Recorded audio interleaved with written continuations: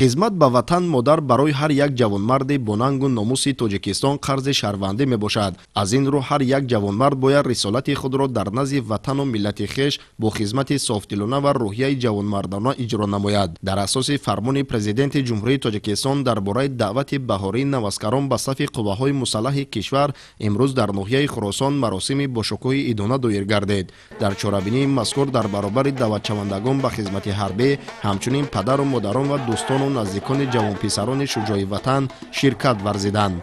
نخست جوانان وطن دوست و خودآگاه در مراسم تنتنوی گسیل دعوتشوندگان به خدمت مادر وطن از نزد کمیسریات حربی تا ورزشگاه مرکزی ناحیه با برداشتن پرچم دولتی و شعارهای ترنمگری وطن دوستی و زمزمه سرود و ترانه‌ها در وصف وطن و آمادگی آنها به صف ارتش ملی راهپیمایی نمودند.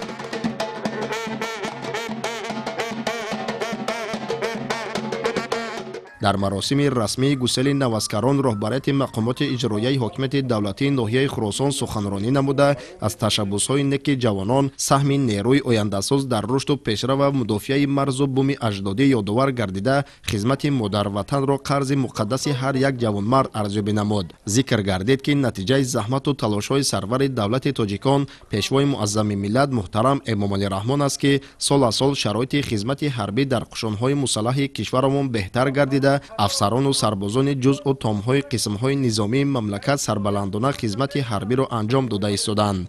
مورد ذکر است که ساکنان وطن دوست ناحیه خراسان با شکرگزاری از تنجی و آسودگی در کشور امسال هم جهت سریوقتی نقشه دعوت به خدمت حربی تشبس وطن دوستانه نشان دادند. نتیجه فعالیت سودمند ساحه‌های مربوطه ناحیه در همکاری با اهالی است که امسال در روز اول نقشه دعوت جوانان به صف ارتش ملی 100% اجرا گردید. من سیفالله دولتوف بعد ختم مؤسسه تحصیلات میانه عمومی تصمیم گرفتم که با خواهش خود به صف قوای مسلح جمهوری تاجیکستان داخل شده به وطن خود خدمت نمایم.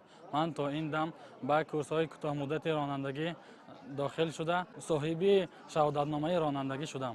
از دیگر جوانان تاجیکستان خواهش میکنم که با خواهش خود آمده به صف قوای مسلح جمهوری تاجیکستان داخل شده وطن خود را حمایت نمایند. باعث خوشنودی و سرفرازی است که سال از سال از آغاز معرکه سیاسی دعوت حربی صدها تن جوانان شجاع ناحیه خراسان با درک مسئولیت مهم یعنی حمایت یک پارچگی وطن، منفعت‌های دولت و حکومت، تحکیم استقلالیت دولتی و اقتدار مدافعی کشورمان اختیاری به کمیسریات حربی ناحیه حاضر می‌شوند. در چاره‌بینی همچنین نمایندگان ساختارهای گوناگون ناحیه، پدر و مادران دعوتشوندگان و دیگر مهمانان سخنرانی نموده جلب توجه جوانان ناحیه را به خدمت حربی، جانبداری از سیاست پیشگرفته سرور دولت بهر حمایت مرز و بوم کشور ارزیابی نمودند. در رفت مراسم تنتنوی گسیل نوسکران به خدمت مادر وطن بر اعلی مشاهده می‌گردید که جوانان خودآگاه با روحیه بلند میهندوستی و حس افتخار از وطنداری برای خدمت حربی آمادگی جدی دیدند.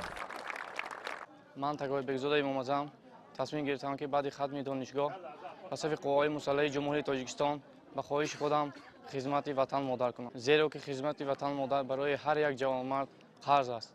ما جوانان باید خدمت وطن مادر کنیم.